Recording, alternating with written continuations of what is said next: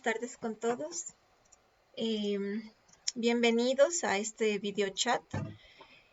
Todos, sabemos un poco cuál es la coyuntura que estamos viviendo todos y debido a esta pandemia, ¿no?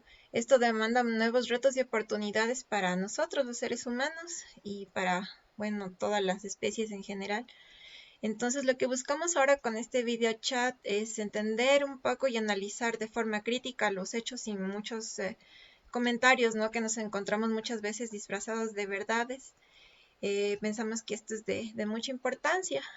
Entonces, hemos querido conversar con los científicos que están aportando, ¿no? Con su granito de arena en entender cómo funciona, cómo se está comportando este virus, y desmentir y también aclarar muchas cosas. Entonces, está con nosotros Damaris Intriago. Ella es investigadora biomédica, divulgadora científica y activista STEM. Actualmente trabaja ella como docente de la maestría de biomedicina en la Universidad SEC, Internacional SEC del Ecuador, y es también docente de biología en el Colegio Americano de Quito. Es licenciada en biología de la Universidad San Francisco de Quito y tiene una maestría en medicina molecular del Imperial College de London en UK. Muchas gracias, Damaris, por estar aquí, y quisiéramos que nos cuentes un poco sobre cuáles son los mitos y las verdades de este virus. Muy buenas tardes, gracias a todos por seguirnos. Estoy yo desde Quito, desde la capital de Ecuador, y un fuerte abrazo a todos nuestros hermanos de Bolivia, y gracias por sintonizar este video chat justo sobre COVID-19 para poder despejar algunas de sus dudas. Voy a empezar con mi intervención para ir justo con unas diapositivas que he preparado. La idea es ir dilucidando un poco todos estos mitos y todos lo que conocemos hasta ahora de esta enfermedad. ¿Sí se ve bien, chicos? Sí, parece que sí. Está bien. Sí, está bien. Listo. Entonces, muy buenas tardes, soy Damaris Intriago, y este día voy a contarles un poco sobre lo que sabemos gracias a la investigación que hacen los científicos a nivel mundial sobre esta pandemia de COVID-19. Les voy a contar un poco sobre el virus, el SARS-CoV-2 que produce esta enfermedad, y en general que tengan una idea qué son los virus. Después vamos a hablar de la enfermedad en sí y de qué se trata esta enfermedad y cómo afecta al ser humano. De ahí vamos a aclarar algunos de los mitos que se han dado en las últimas semanas sobre la enfermedad y algunas recomendaciones para prevenir. Entonces, la OMS ha dado un mensaje bastante enfático a las naciones mediante su vocero principal, el doctor Tedros, en el cual se enfatiza que el esfuerzo que cada uno de los países haga para controlar esta pandemia en sus territorios puede cambiar el curso de la enfermedad en sus respectivos países. Entonces, empecemos con lo más básico. ¿Qué es un virus? Los virus son esas partículas microscópicas que pueden causar infecciones y están formadas por una estructura bastante simple, como es, por un lado, su material genético, que puede ser ADN o ARN. Esto puede ser de cadena simple o de cadena doble. Y esto está a su vez encapsulado en una envoltura de proteínas que se conoce como cápside.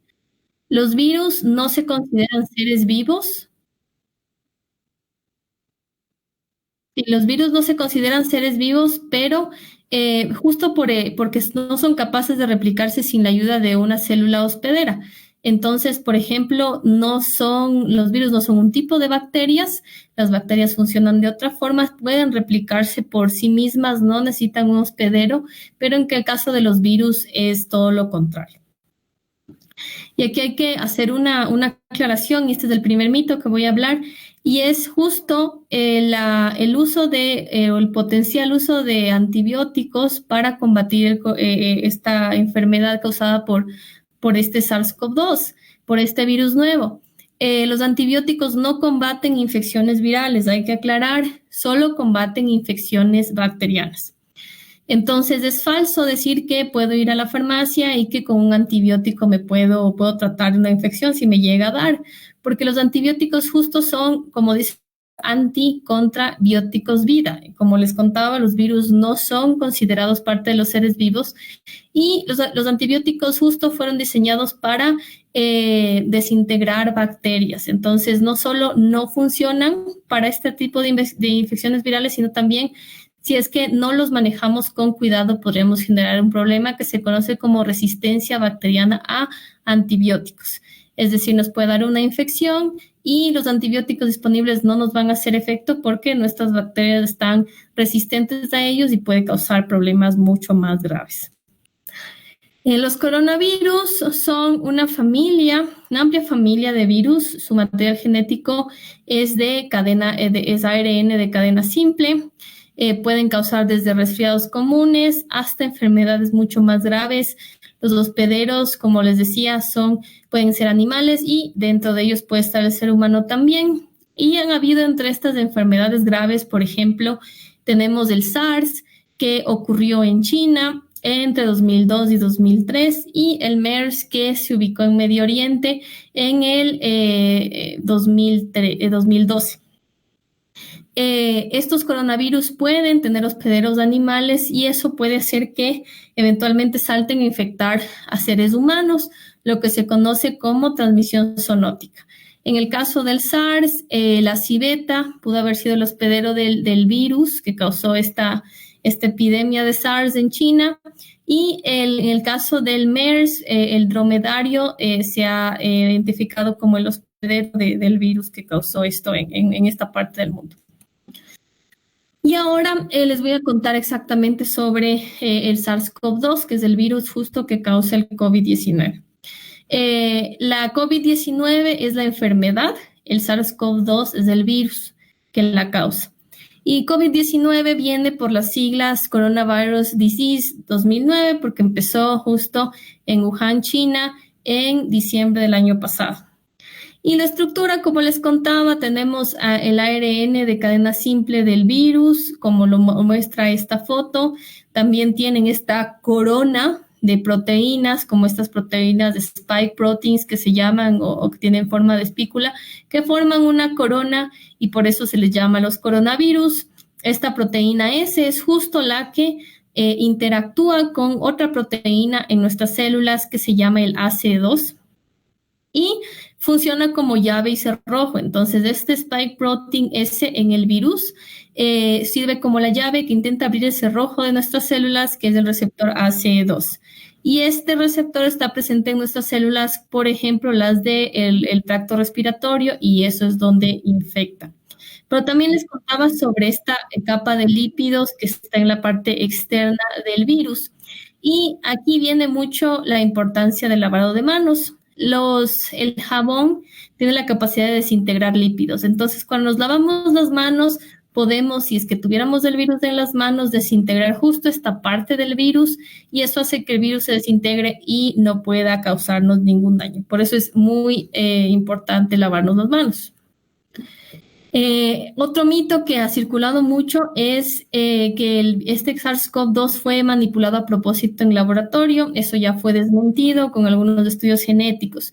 Entonces, se vio que se hizo comparaciones del genoma de este SARS-CoV-2 con genomas de coronavirus presentes en murciélagos. Sin embargo, a pesar de que eran similares en el aspecto de este mecanismo de infección de las células que tiene con esta proteína S, no había mucha homología, es decir, no eran similares, no eran igualitos, es decir, los murciélagos no podrían haber sido el origen de este SARS-CoV-2, pudieron haber sido reservorio del precursor del SARS-CoV-2, pero no podemos echarles la culpa a ellos de esta pandemia.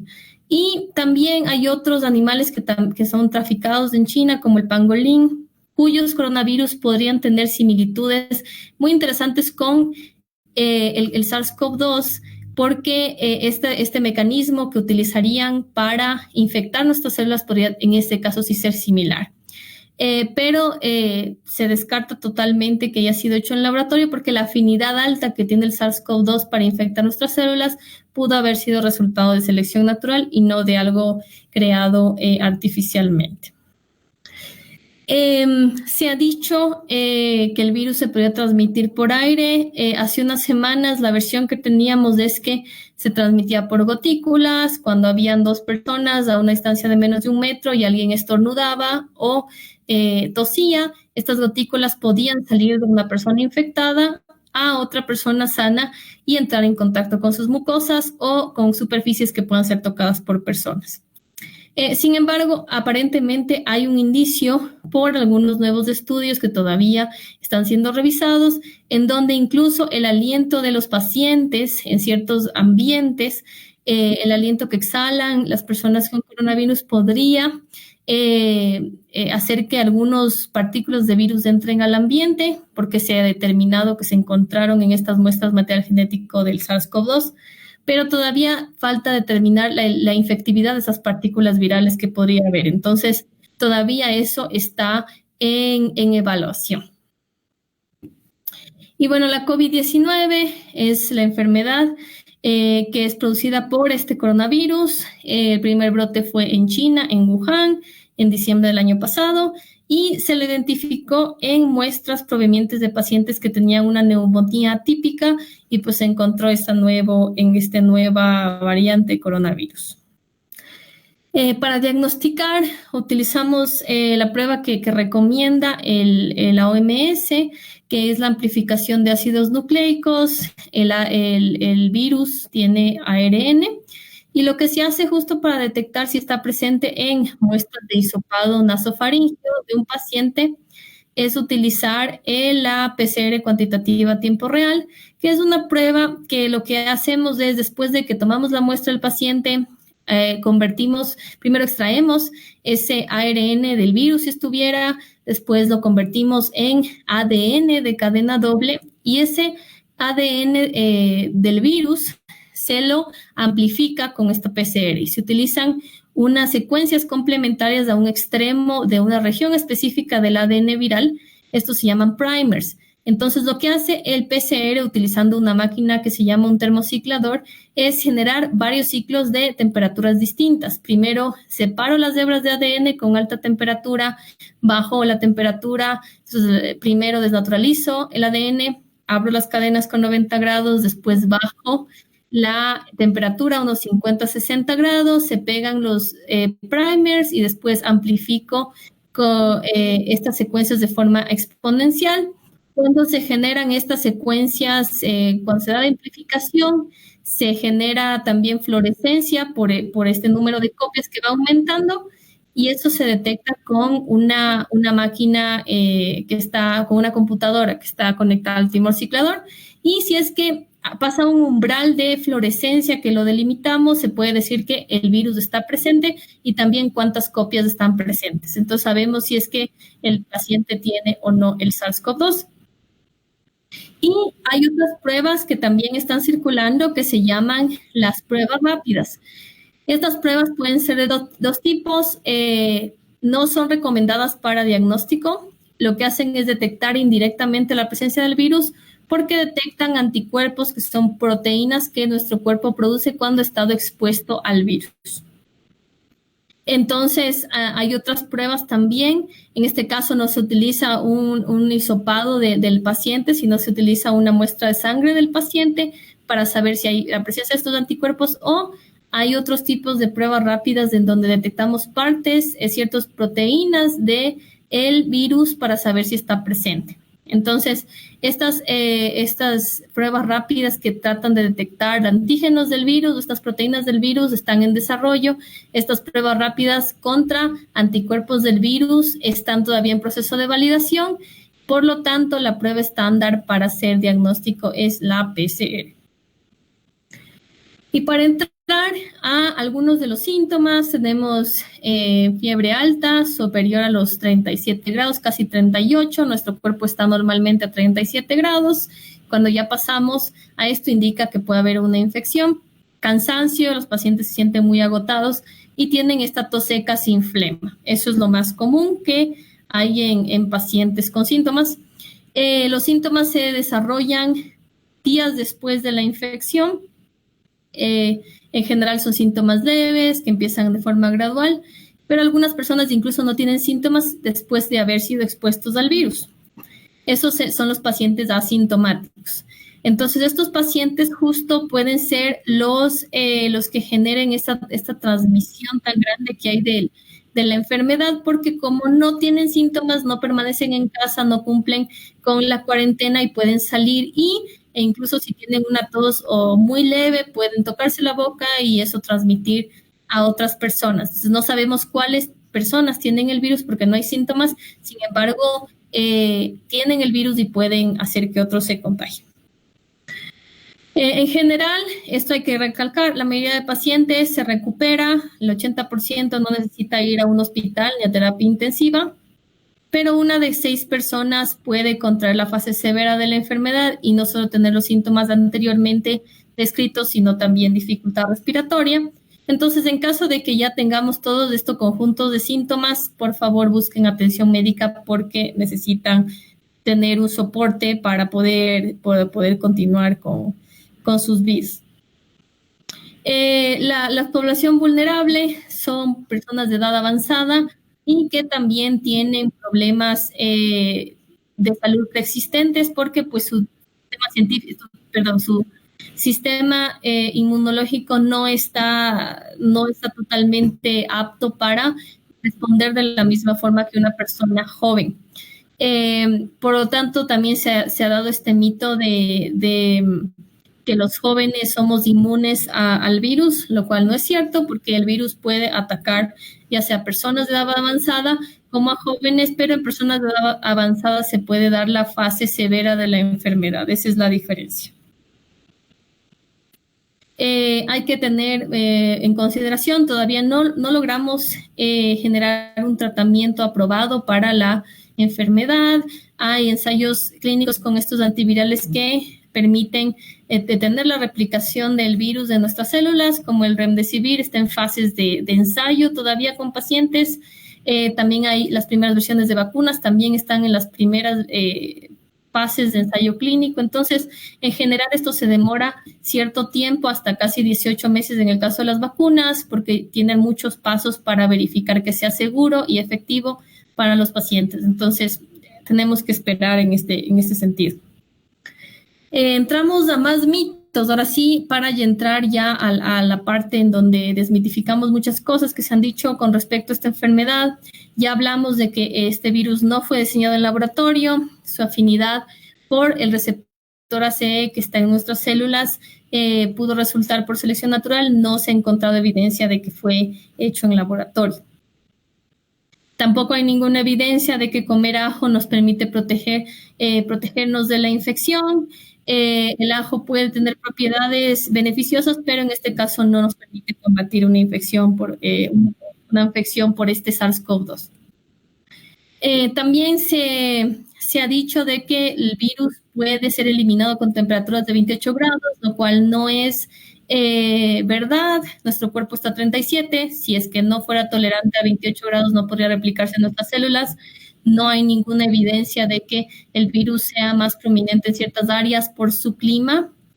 Y lo último que sabemos es que quizás por este reporte que todavía no ha pasado la revisión de pares, si es que exponemos el virus a 92 grados por 15 minutos, eso podría ayudar a desintegrarlo, pero esa temperatura no es tolerante al ser humano.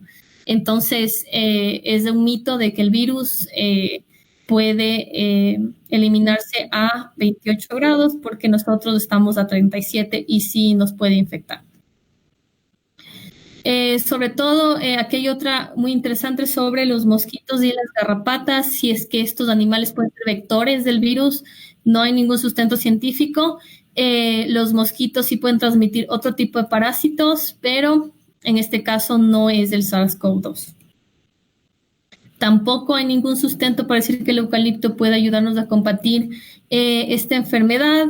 Quizás hacer que algunos síntomas ayudar en ciertos tipos de de síntomas, pero no puede ayudarnos, no puede curarnos. Esa es la idea.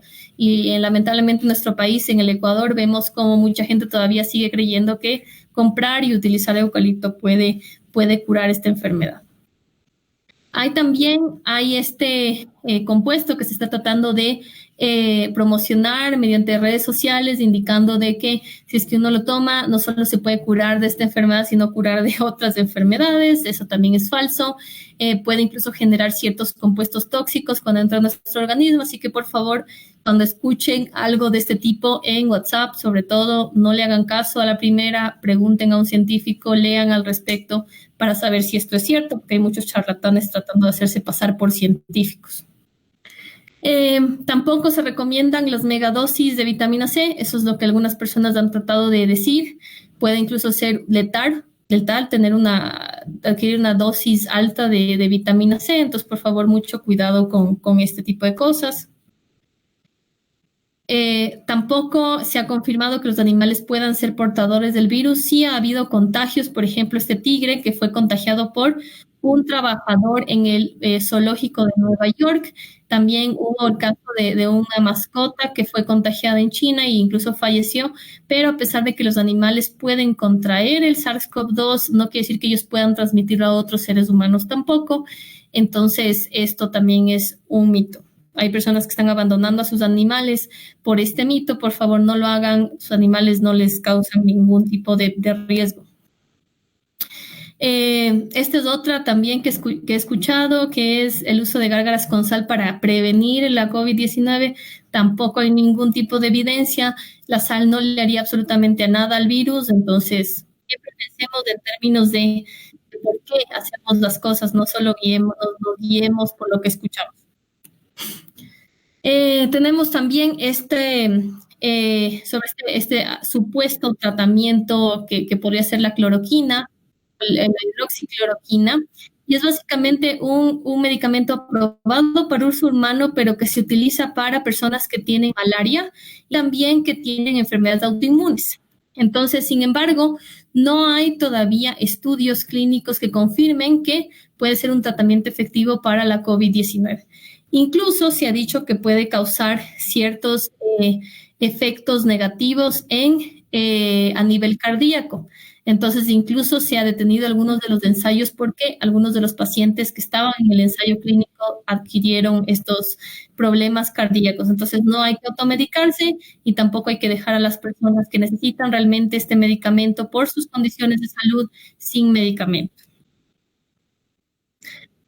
Como lo repetía y lo mencionaba antes, los jóvenes y los niños no son inmunes a la infección. La infección puede infectarnos a todos independientemente de la edad, pero la fase severa es mucho más prominente en personas de edad avanzada y personas que tengan enfermedades preexistentes o que estén inmunodeprimidos. ¿Qué más? Vamos a pasar. La vacuna de la influenza no te protege contra el coronavirus, te protege contra la influenza, como su nombre lo dice. Sin embargo, vacunarse contra la influenza ayuda a que gente no tenga influenza que puede ser confundida con la COVID-19. Entonces, la vacunación sigue siendo una buena arma para prevenir ciertas enfermedades, pero para el SARS-CoV-2 necesitamos generar nuestra propia vacuna para este microorganismo. Y ya acercándonos al final, se ha comentado en audios de WhatsApp que si tengo una carga viral bajita o muy menor, entonces ya con eso no tengo mucho riesgo o sea, si me infecto no me pasa nada. Entonces, mucho cuidado con el audio o esta información que puede estar circulando sobre la carga viral. Lo que sí es cierto es que hay ciertos diferentes niveles de riesgo de infección.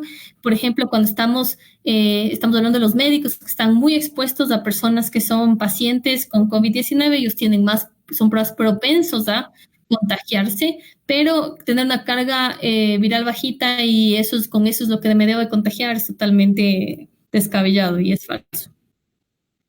Les recomiendo, como les enfatizaba antes, por la estructura del virus, lavarse las manos es la mejor forma de eliminarlo, mantener distancia entre personas cuando salimos, taparnos la boca cuando estornudamos y no estornudar a otras personas, cubrirnos la boca también con la parte interna del codo o con un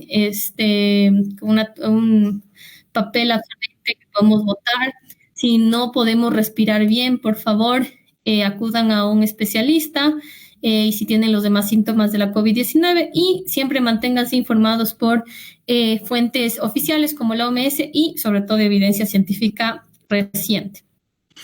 Debo agradecer a mis colegas que son parte de mi equipo de divulgación, quienes me ayudaron a hacer este webinar. Tenemos a la ingeniera en biotecnología Elizabeth Minda. Ella es investigadora de la Universidad Central del Ecuador.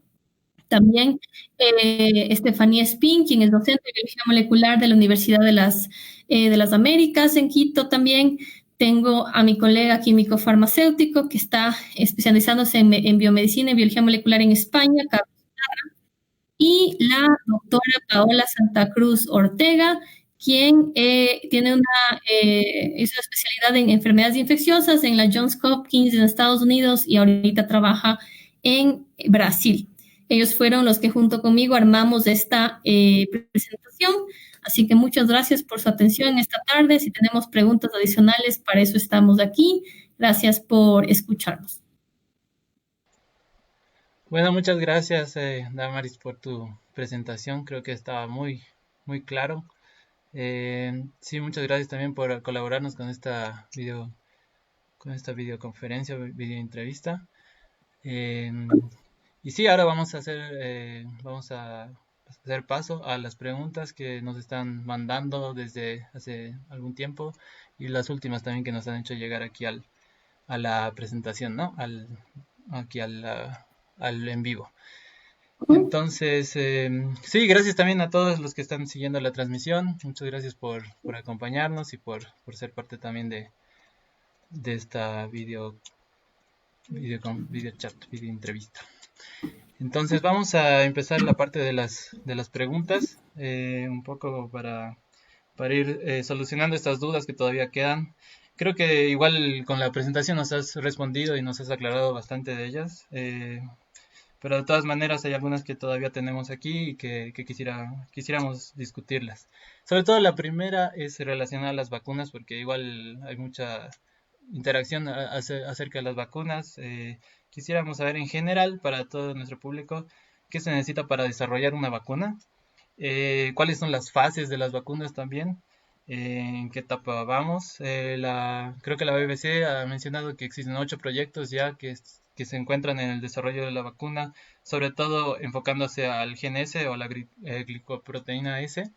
Y entonces también que nos expliques cómo es este proceso para tratar para que está enfocado al gen S y a la glicoproteína S. Esa sería la primera pregunta. Bueno,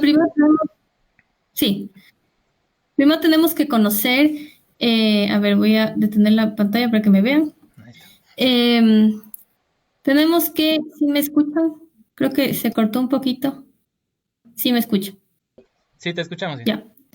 Primero tenemos que conocer y definir qué es una vacuna. Entonces, una vacuna es como un sabueso. Entonces, les voy a poner un ejemplo. Estamos en un aeropuerto y tenemos estos perros que son entrenados por policías para detectar droga. Entonces, lo que se les hace es que ellos puedan reconocer el olor que tiene la droga y cuando ya van por las maletas de los pasajeros, entonces detectan dónde está la droga. Y lo que hacen las vacunas es entrenarle a nuestro sistema inmune como le entrena un policía a los sabuesos, para decirle, esta es una parte del virus, si es que la detectas, esto es algo negativo que tienes que eliminar. Entonces, lo que han hecho primero los científicos es estudiarle al virus, cuál es su estructura, cuál es su biología y cuál de estas partes como la proteína S son claves para la infección. Entonces, conociendo qué mecanismos son claves para que el virus pueda ingresar, la idea es que tú le vas a dar, por ejemplo, y eso hay que definir también, hay varios tipos de vacunas. Usualmente se daba una versión atenuada o inactivada de un virus para que eso, el sistema inmune pueda generar estas proteínas que se llaman anticuerpos que pueden neutralizar al patógeno. Entonces se unen a él y impiden la infección. Ahora también se hacen otro tipo de vacunas son las vacunas recombinantes, que se utiliza ingeniería genética para producir una proteína, solo una proteína específica del virus, la proteína de interés, y eso es lo que le damos al sistema inmune para que pueda entrenarse a reconocer al virus. Ahora también están generando estas vacunas de ARN que ponen una secuencia de ARN para también intentar entrenarle al sistema con este fragmento del virus. Entonces, ahorita están justo se han empezado algunos ensayos clínicos. En general tienen 3 fases, pueden haber hasta 4 fases, pero la primera fase lo que se hace es dar a un número pequeño de pacientes la dosis de vacuna para ver si tal vez no tienen efectos adversos. Después ya se hace un ensayo que es una fase 2, en donde ya hay más grupos de pacientes y se ve también la dosis que se debería dar y cómo protege a cierto grupo de pacientes, a distintos grupos de pacientes. Y después ya en la fase 3 ya se da a un gran número de pacientes para tener todo un pool de información súper amplio de que es seguro y que es efectivo y que no es tóxico. Entonces, esas fases toman tiempo porque estamos tratando con seres humanos, entonces hay que tener la seguridad de que no nos va a hacer ningún daño y que realmente nos va a proteger contra una reinfección. Entonces, esto dura casi 18 meses. Así que eso es lo que han dicho las autoridades que tenemos que esperar y todavía estamos al inicio. Bueno, dentro de las preguntas también queríamos preguntarte, bueno, se ha hablado mucho de la forma de transmisión del virus. Como decías, claro, yo no, lo que sabía es que se transmite cuando estornudas, cuando toses, por eso tienes que mantener tu distancia con las personas. Ahora te escuché que decías también, bueno, no está comprobado, pero se piensa también que puede transmitirse por el aliento. Entonces es un poco, la pregunta va un poco hacia este tipo de forma de transmisión.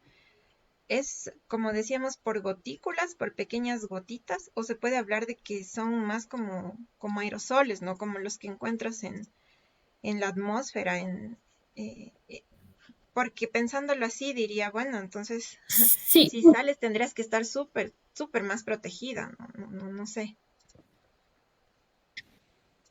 Claro, hubo un primer estudio y se sacó un poco de contexto porque lo que hicieron es simular estos aerosoles con una máquina especializada en un ambiente cerrado, con todas las condiciones de un experimento.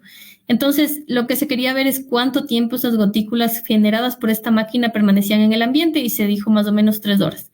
Pero no se puede comparar lo que producía en la máquina con el estornudo o las gotitas que salen de un ser humano cuando estornuda. Entonces, siempre hay que tomar muy en cuenta el contexto de los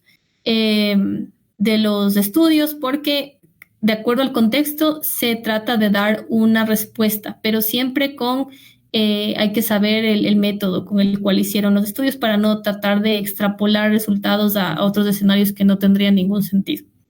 Ahora ya en estas últimas semanas, con esto de que decían que tal vez en ambientes hospitalarios, cuando exhalan los pacientes con COVID-19, han encontrado estos rastros de ARN del virus. Entonces, justo es lo que podrían decir que eso podría ser otra forma de transmisión, pero también hay que tener en cuenta de que no sabemos si esas partículas, como les decía, virales, pueden todavía tener la capacidad de infectar. Entonces, eso todavía tienen que hacer nuevos estudios para confirmar. Sin embargo, ya la Academia de Ciencias de Estados Unidos dio voz de alerta a la Casa Blanca hace unas semanas de que hay estos indicios en donde podría ya ser acercarnos a confirmar otra forma de transmisión del virus. Entonces, que hay que modificar las recomendaciones que se dan o que han sido expresadas por la OMS sobre, por ejemplo, el uso de mascarillas. Entonces, eso es lo que todavía la OMS está revisando. Todavía no he visto que se haya cambiado el uso de mascarillas, que preferentemente para personas con síntomas respiratorios, pero creo que también depende mucho del contexto de cada país, porque, por ejemplo, en países como los nuestros, si es que hacemos que mucha gente use mascarillas, pues podemos tener un desabastecimiento de mascarillas en el sistema que pueda también afectar a los profesionales de la salud. Entonces hay que ver muchos ángulos de esta situación. Tenía otra pregunta acerca de cuando te lavas las manos, ¿no? Decimos que los virus no son seres que tienen vida, entonces están cubiertos por esta capa lípida. Cuando te lavas las manos, esa capa se desintegra de cierta forma, pero ¿qué pasa con el virus? No puede morirse porque no tiene vida. Entonces, ¿qué ocurre? También se habla mucho de que vamos a eliminar el Básicamente, virus o vamos a matar el virus, ¿no? Y queríamos saber más o menos, si en realidad todos los virus se desactivan o pueden llegar a eliminarse. ¿Cuál es o digamos, cuál es la etapa final de un virus? Y también cuál es el propósito del virus también, ¿no? En esto, como que para qué tienen que bueno, matar al huésped. a la final, bueno, o sea, los virus necesitan un hospedero. Entonces, por ejemplo, no pueden ser totalmente mortales porque matan al hospedero y no pueden saltar a otros hospederos. Entonces, tampoco les conviene. Entonces, tiene que haber una combinación entre infecto, pero a la vez te dejo vivo para que sigas infectando y eventualmente pues te mueres. Incluso, pero necesita tener una capacidad de saltar a más personas porque si no, pues, se le corta el ciclo de vida. Entonces, en general, la idea es que si se desintegra la capa de lípidos, ya esta corona ya no tendría la estabilidad que tiene, ya básicamente las proteínas salen volando y ya no tendría la capacidad de poder infectarnos. Entonces, de acuerdo a cómo sean las condiciones ambientales, las proteínas son muy sensibles a la temperatura y a otras condiciones, entonces eventualmente se degradan. O sea, es más o menos como que si tú le quitaras esa llave que tiene para infectarte, algo así como, ya, Exactamente. ya. Ajá, entonces le quitas la capacidad de infección. Ajá, le quitas la capacidad de infección y otra cosa es que los virus no son bacterias, entonces una bacteria sí tiene la capacidad de replicarse sobre superficies, de acuerdo a las condiciones en las que esté. Un virus no, un virus está ahí, pero no hace nada más hasta que no tenga un hospedero que le permita replicarse, que en este caso son nuestras células. Entonces, si nosotros desinfectamos la superficie, si nos lavamos las manos, eliminamos al virus y en general no debería hacernos nada porque lo destruimos de alguna forma. Ya, y relacionado con eso, aquí en Bolivia se está usando bastante cámaras de desinfección, por ejemplo, como método de prevención, que me parece bien confuso también eso. Se ha promovido el uso de cloro, por ejemplo, de alcohol con porcentajes mayores al 60%. Y, ¿Y cómo funcionaría en ese caso, en el caso del cloro el alcohol para inactivar o para quitar esta llave que tiene el virus? En todo caso, si es como una medida de prevención. Bueno, de las cámaras de desinfección, al menos aquí, el consenso entre los médicos es que realmente no se debería, o sea, que no cumplen su propósito. Entonces, al menos en la comunidad médica acá he escuchado que no están de acuerdo con este tipo de medidas porque no cumplen, o sea, no serían totalmente eficaces. Por otro lado, el uso del alcohol, nosotros como científicos usamos para desinfectar mesones en los laboratorios, entonces tiene que estar al menos al 70% para poder tener, lo que hace es deshidratar justo esta capa de lípidos que tiene el virus y eso pues también hace que se desintegre. El uso también se ha recomendado, el uso de agua oxigenada y de hipoclorito de sodio. Entonces, en este caso hay que tener mucho cuidado con compuestos con cloro porque podrían, incluso hay gente que estaba mezclado compuestos creyendo que puede ser un desinfectante más potente y eso puede generar subproductos tóxicos. Entonces, en general, yo lo que podría recomendar es que el uso de alcohol al 70% ayuda al propósito de desinfección. Y es lo más económico y eso hasta las farmacias, al menos de mi país, ya está al 70% y listo para usar. Ya, eso es recomendable. Teníamos otra pregunta, Alguien nos preguntaba, ¿qué sabes hasta el momento sobre el uso de mascarillas hechas en casa? ¿Y cuáles serían las recomendaciones? Porque claro, ya sabemos que afuera, si uno va a la farmacia, ya no encuentra mascarillas, no hay. Y mucho menos las adecuadas, ¿no? Para, para esta situación. Entonces, no sé qué piensas de eso y qué podrías recomendar. Entonces, bueno, lo que se ha hecho y lo que he visto es que sí se ha recomendado formas para poder generar otro tipo de mascarillas porque tenemos este problema de desabastecimiento de mascarillas porque también lo necesitan los médicos. Entonces, sin embargo, el propósito de la mascarilla es, en el caso de pacientes con síntomas, el propósito es que cuando uno estornude no termine causando ningún tipo, o sea, estas gotículas que les hablaba antes no lleguen a otras personas. Eh, no se recomendaba, o hasta ese punto no se lo recomienda en pacientes que no tengan síntomas, porque a la final la mayoría de mascarillas, a menos que no sean las N95, que son las usadas por los médicos de los hospitales, no son totalmente herméticas. Entonces, no es que todavía la mascarilla todavía tiene agujeros o por donde puede entrar y salir el aire. Entonces, bueno, en general, dependiendo de quién da la recomendación, no estoy segura si la OMS está patrocinando eso, pero se está tratando de dar otras formas para generar mascarillas justo para evitar que haya esa sobrecarga de consumo de mascarillas que son los que necesitan también el personal médico en los hospitales.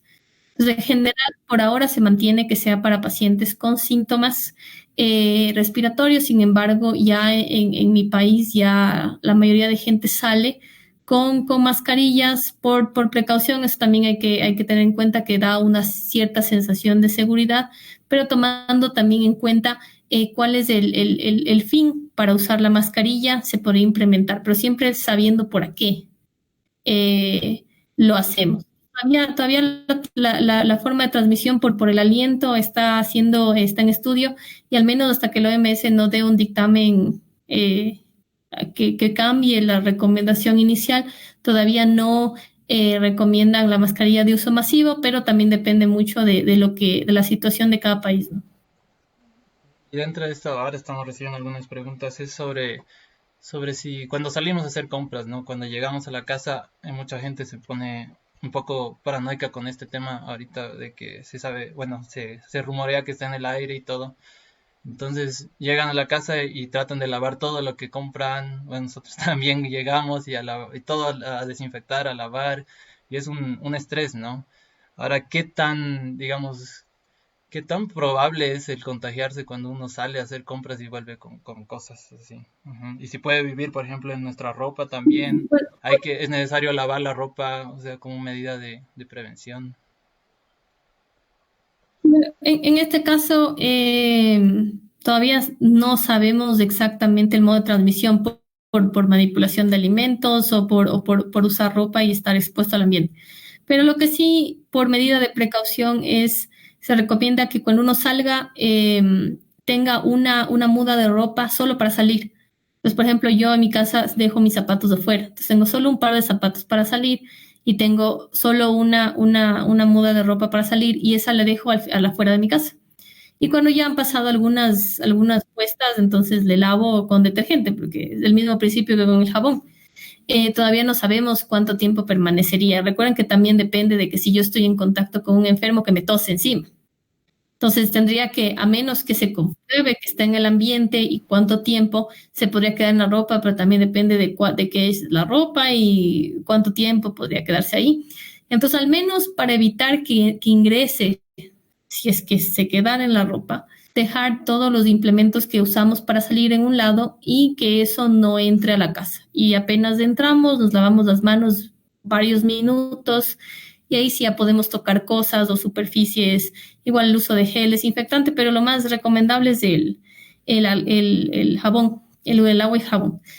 Y también lavar las frutas, todo eso, porque también igual manipulamos cuando estamos dando el cambio y todo eso. Lavarlas con jabón, La idea es que mientras estén lavadas, si es que estuviera ahí el virus y podría estar, podríamos también deshacernos del virus.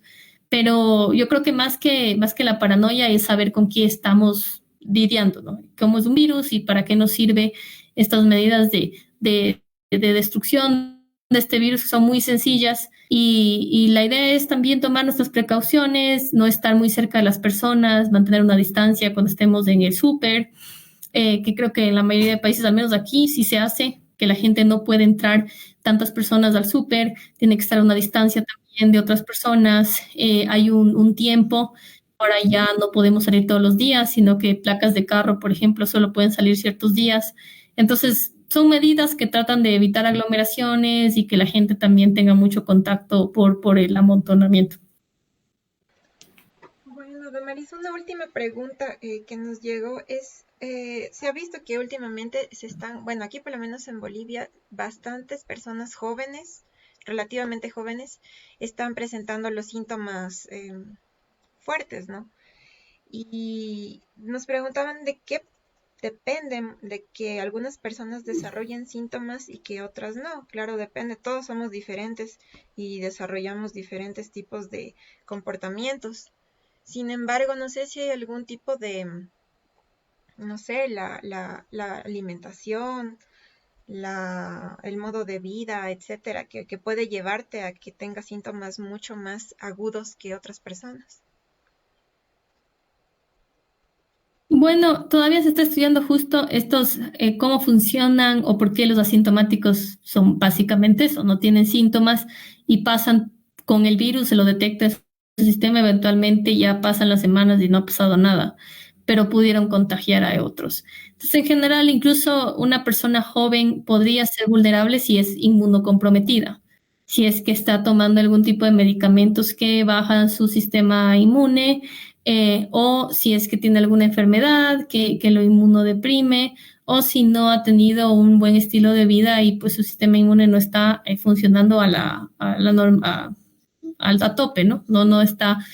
Nosotros tenemos en nuestro sistema inmune mecanismos que nos permiten lidiar con infecciones virales, por lo tanto no vivimos enfermos todo el tiempo, si es que tenemos un sistema inmune fortalecido, pero hay personas que tienen un sistema inmune que tal vez puede ser composición genética, eso todavía no sabemos porque no hemos hecho estudios, tal vez tengan más predisposición, sin embargo, también dense cuenta que todavía la pandemia no ha pasado. Entonces, incluso las tendencias de que personas, y tenía sentido, que personas de edad más avanzada que no tienen un sistema inmune robusto pueden ser las más proclives a enfermarse. También tendríamos que ver ya cuando hayan pasado varios meses, e incluso al final ya de este año, tenemos ya más datos de todo el mundo y ver tal vez si estas tendencias iniciales que se vieron en China pues se replican en todo lado o dependen mucho de la población en cada país.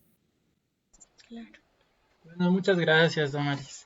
O sea, eso ya sería todo por hoy. También no queremos cansarles a todos Ujú. claro, con la discusión.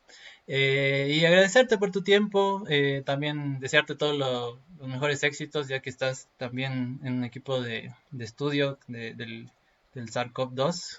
Así que mucha suerte. Esperamos escuchar novedades también sobre el virus y sobre la enfermedad, sobre cómo se puede tratar, ¿no? con ambos. Así que muchas gracias por Uh todo -huh.